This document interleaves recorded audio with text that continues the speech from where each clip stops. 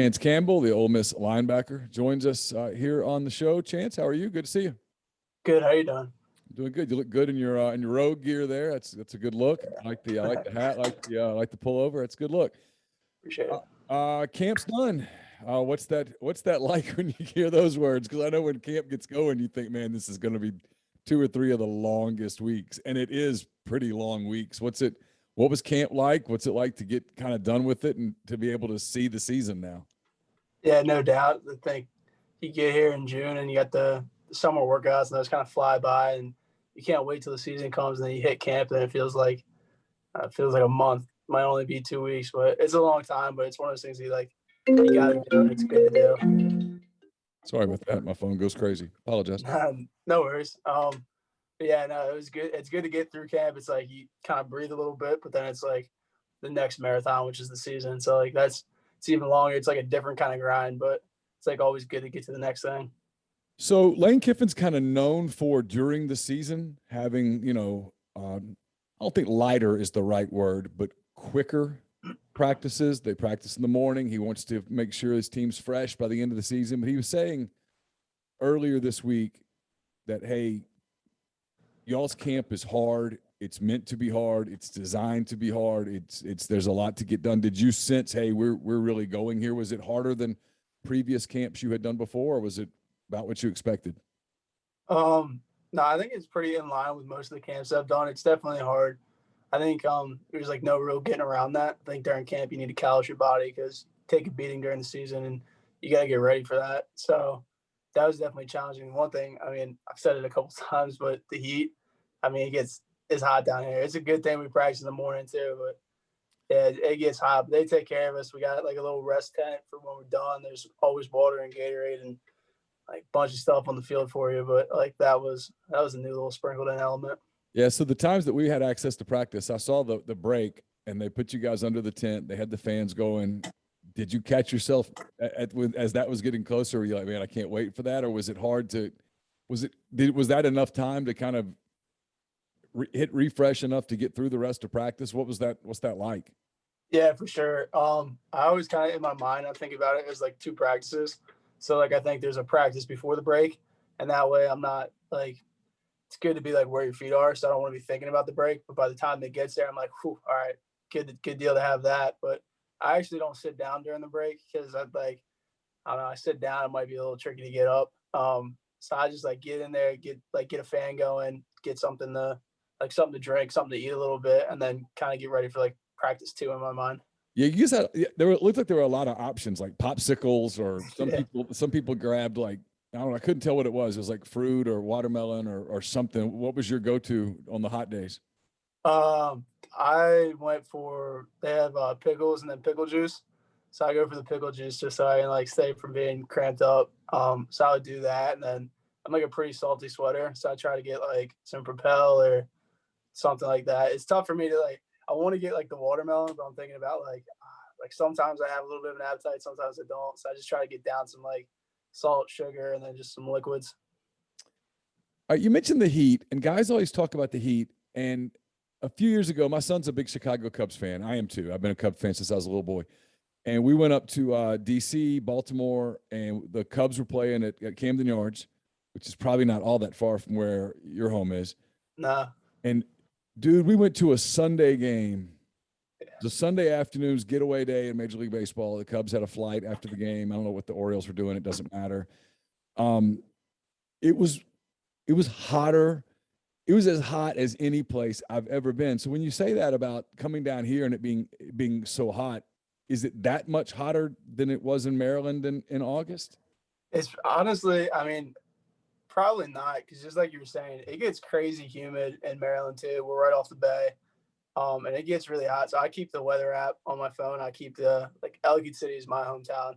So I'll like check that, see what my parents are going through. And there are like a lot of days where it's actually hotter there than it is here. But I'm not a big heat guy. Like my apartment right now, I'm going to eat probably a pretty big bill because it's at 69 degrees. Like I keep it nice and cool. During the winter, I probably won't turn the heat on. I'll just wear a sweatshirt. So I think I just not big on the heat. So anytime that's hot, I'm like, it's pretty hot. Yeah, I keep mine at night at 68. I would turn it down to 64 if people in the house would not throw a fit about it. I love it cold. I don't mind the heat for a little while, but yeah, I get tired of it too. So how do you kind of think how's the team at this point? You guys feel pretty good? I mean, Lane was talking about guys kind of beat up. These next few days are going to be to kind of get legs underneath you. You guys are still practicing, you're still working, but there's clearly been a shift to, hey, we got to back off their minds a little bit, get off their legs a little bit, let them kind of recover because the season's here.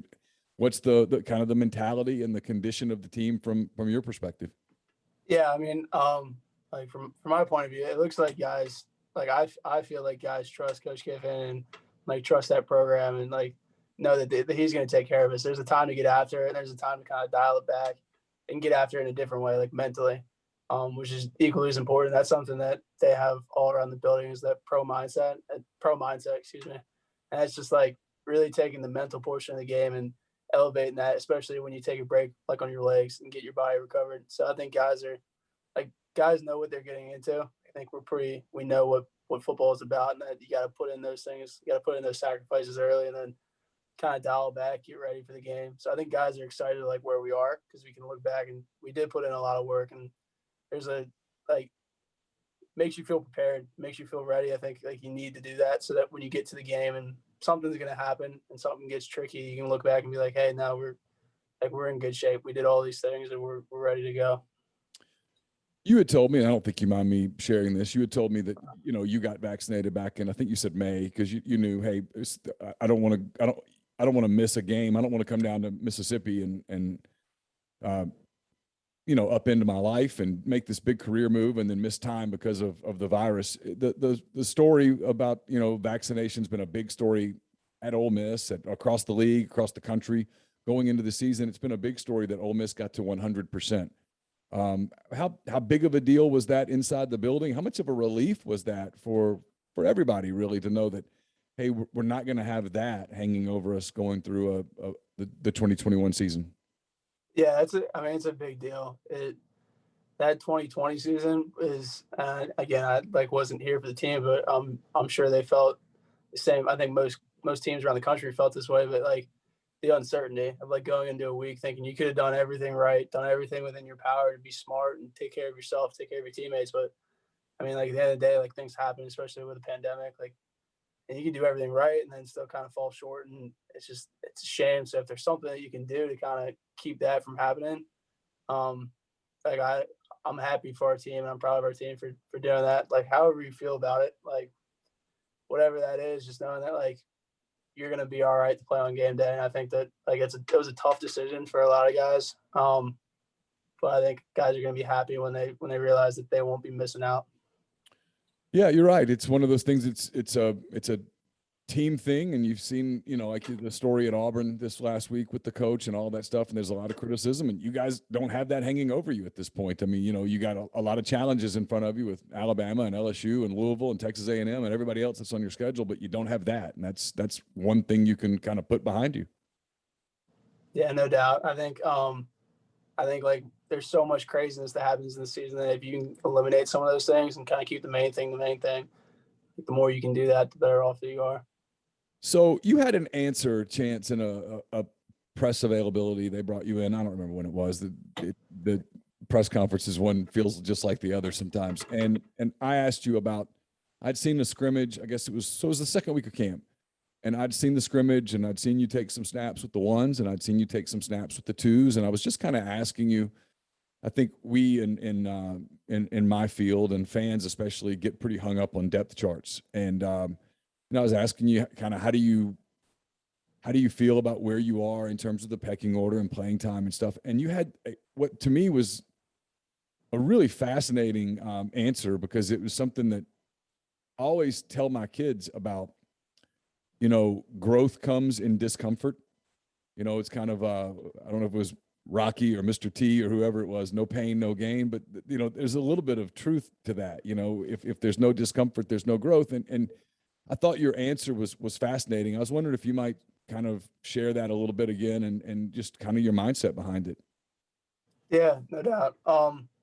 So I mean, like kind of like I talked about earlier, is I think it's important to get out of your comfort zone so you can kind of find yourself a little bit. I think when you're in somewhere that's comfortable and it's like you stick to a routine, it's easy to just kind of be average, like middle of the road, and kind of keep going where you are. But if you want to kind of do the next step, you gotta be uncomfortable. And part of that is like entering a situation, speaking in terms of a depth chart, where there's a slotting. But if you concern yourself with slotting, like you're not getting better, which you might as well just stay where you are and been mediocre or be middle of the road and comfortable. So it's like as soon as you start concerning yourself with like where you are and how you stack up against other guys, like you're losing the main thing. And that's about like being better. And then so that's from a selfish standpoint, like you wanting to be better for yourself, be a better player, but also like you're better for the team. Like if you want to help the team, you got to be the best version of yourself, and you can't be the best version of yourself if you're looking at another guy and be like, oh, I wish I'm better than he is, or I'm starting, or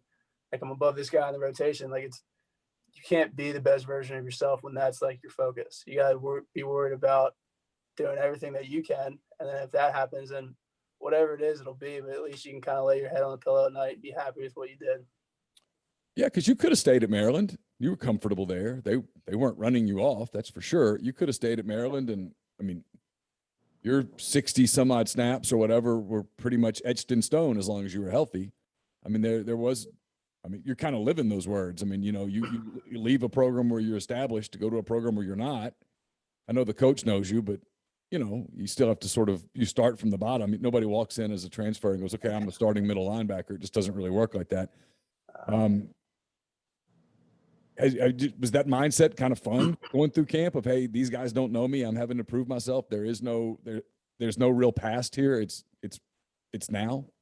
Yeah, absolutely. It was like, I mean, I'm really fortunate that I have my mom and dad in my life, and that was like a real big concern of mine because I mean that mindset I talked through it with you, but I mean it's a lot easier said than done. Like it's easy to get caught up in those things. So like being able to talk through that with them before I stepped into camp was really big for me.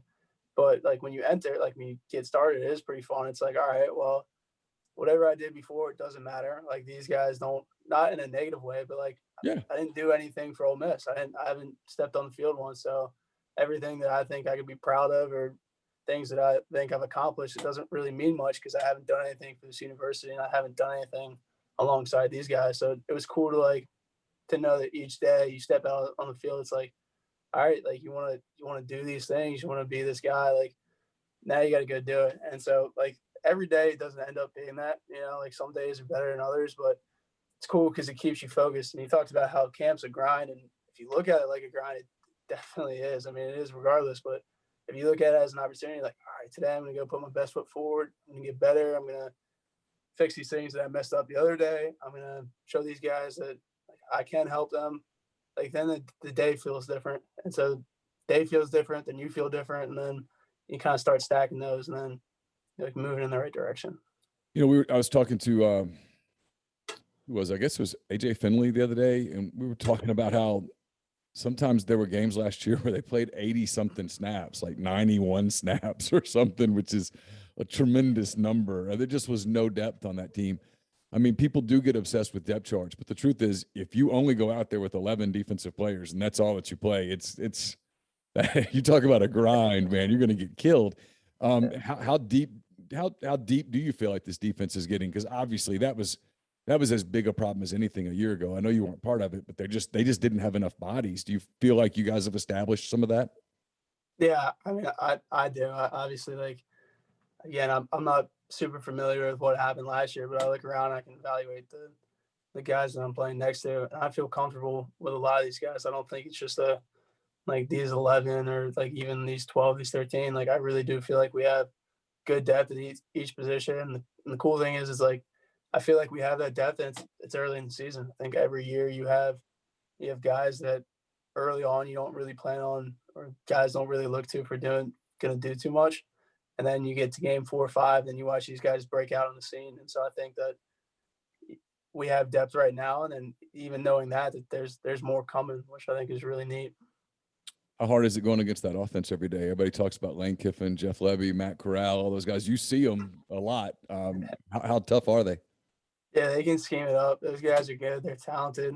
I mean, they have playmakers, and they have playmaking coaches that can scheme some good stuff up. So it's really good for us. We see some of the toughest looks, like learn how to make some really difficult adjustments. And those guys are like they're game breakers. They challenge you in all your coverages, all your fits, and so it's a really good deal about like an iron sharpens iron kind of gig. So I'm really lucky. I know our defense is lucky to have those guys to practice against. I don't know if we'll get you before the opener. We're taping this on Friday, the 27th. Not asking for game plan and anything like that. I'm just curious, have you looked much at Louisville yet, or have you guys gotten to that portion? Yeah, I think Coach Kiffin had someone said that Coach Kiffin had talked about this, but like we kind of had started like phasing it in. So there's always that weird middle time of like getting out of camp. We still have kind of camp like practices, and then before you get really into a game week. So we're like kind of in that middle ground. We're moving more towards Louisville. We've seen some stuff. I think that's going to like kind of continue to increase.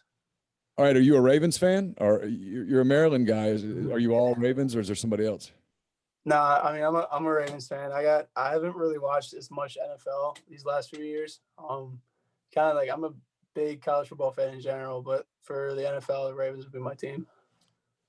When the games come on this weekend, you guys don't play for another week. When the games come on this weekend, I think it's Illinois and Nebraska, right? Illinois, Nebraska. Yeah, see, I'm a Big Ten guy. Everybody makes fun of me because I watch all these Big Ten games. Do you watch those games if you get an opportunity and kind of feel it a little bit, or do you get away from it, or how does that work? Nah, I mean, I'll cut those games on because one cool thing about college football is like you play against a bunch of guys, or you play against someone who has a brother on this team, or you have a friend who's really close with a guy on that team. So it's like neat to be able to watch those guys. And then that's just outside of the teams they're going to play. Like obviously I think Tennessee plays, I don't know if it's this weekend or next weekend, but they play. And then so like you'll cut that on. You're like, oh, we play them this year, get a look. But I think just watching ball is fun. So I always cut that on. You have a fantasy football team, or are you not part of that? So I did fantasy football. Yeah, I got burned. I did my first year of fantasy football. My first round pick was Jordy Nelson, and that was the year Jordy Nelson got dinged up, and I kind of felt responsible for that. Makes no sense, but I felt like I kind of jinxed him a little bit, so I haven't really played fantasy football in a little while. You play PS4 or Madden, or Xbox, or do any of that stuff? Or are you a video gamer? So kind of like half and half. So when the pandemic started, one of the first things I did with my little brother is I have a PlayStation. Like I have PlayStation 1, like because I have an older brother, so we have like a lot of the old stuff. But on our PlayStation 2, we have NCAA 14. Yeah. So we like during quarantine, I broke that out, and then we did the Dynasty mode. So I did that for a little bit, and then started playing Call of Duty during the quarantine. Just so you get the headset on, talk to your buddies, talk to guys you don't really get to see. But I haven't played in a little while, since before camp. When you were Dynasty mode, what team were you? Did you take some random team and try to take them to the title, or what'd you do? So I did two. One I did Akron, so random team. Yeah. And then one I did Maryland when I was there, and then did the download the roster, like the current one. So you can play you can play yourself. Yeah. I've always wanted to. It kind of felt like I was, but I knew I Did you get pissed off at yourself when you missed a play and you're like, no, I would have made that play. This game sucks. I mean, have those? Yeah, I had to go so I did that, and I had to go I had to create a player because my guy looked a little funky. Some of the graphics are outdated, so I had to redo that, and then I had to bump his rating up. I had to bump his rating up a little bit. What was your rating? I can't remember, but I remember seeing it and be like, well, we got to do something about that. Yeah. Yeah, so I definitely bumped it up higher than it should have been, but it felt good to play with a guy. Yeah, it'd be fun. On those games, there's no sports writer. You can't go be your own sports writer or something. We don't get the same love as you guys, which makes sense. Well, listen, I kept you long enough. I appreciate the time. Hopefully I don't know whether we'll visit. The schedule's so funky. I don't know whether we'll visit before the Louisville game. If not, good luck against the Cardinals, and enjoy. You looking forward to playing in Atlanta in that stadium? What's it like? I meant to ask you this in the event that we don't visit again this week. What's it like playing in an NFL stadium as a college guy? Because I know your goal is to one day play in the NFL and play in those stadiums. When you get to play in one, is it kind of cool? Yeah, no, it's super cool. I'm really lucky that when I was little, like being in Maryland, we had our the little league state championships. Those were in M&T, so I got to do that. And then when I played at Calvert Hall, the high school that I went to, we played every year on Thanksgiving, called the Turkey Bowl. And so we would play at M&T Stadium there too. And then my freshman year, we played Texas at the football team stadium. So I forget what that's called. Yeah, Yeah. then it was the Redskins. Whatever they are. Yeah. Yeah, whatever they are. We played there, and it's always like a pretty cool deal because you look around and you see like the numbers and like the Ring of Honor, the Hall of Fame they have, Sure. and you're like, oh, this is neat. So I'm excited to go do that. Yeah, I know it's your team's goal to get back to start the season in Atlanta and finish the season in Atlanta. So step one is against Louisville. Best of luck again, and we'll talk to you again soon. Really appreciate your time today. All right, thanks for having me.